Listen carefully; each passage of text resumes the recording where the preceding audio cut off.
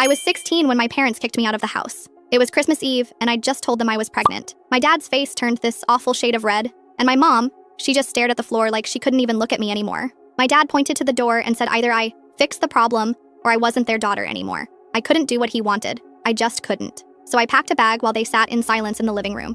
Not a single word as I walked out the door in the middle of a snowstorm with nowhere to go. For 2 years, I lived with my best friend's family. They took me in, helped me finish high school, even watched my baby girl while I worked nights at a diner. My daughter Lily was the most beautiful thing I'd ever seen, and I never once regretted my choice. I tried calling home once when Lily was 6 months old. My mom answered. I could hear her breathing, but when I said hello, she just hung up. After that, I stopped trying. When Lily turned 5, I had saved enough to rent us a tiny apartment. By the time she was 8, I had my associate's degree and a decent job at an insurance company. We were doing okay, just the two of us. Then, last year, when Lily was 13, my phone rang with a number I still recognized even after all this time. My dad was calling. 15 years of silence, and suddenly there he was, asking if we could meet. I almost didn't go. What right did he have to pop back into my life now? But something made me say yes. Maybe I wanted Lily to know her grandparents. Maybe I wanted answers. Or maybe I just needed to face them as the woman I'd become, not the scared teenager they threw away. We met at a coffee shop near my apartment. They looked older, smaller somehow. My mom cried when she saw me. My dad couldn't even look me in the eye at first.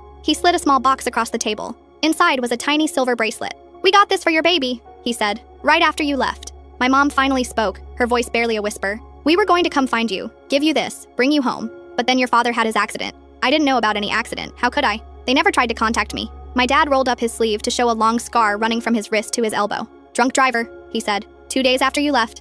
I was in a coma for 3 months. When he woke up, he couldn't remember the last 5 years. Didn't remember me getting pregnant. Didn't remember throwing me out. My mom had to tell him everything, but by then they had no idea where I was. "Why didn't you look harder?" I asked, my voice cracking. I wasn't hiding. My dad reached for my hand, but I pulled away. That's when he told me the real reason they were reaching out after all these years.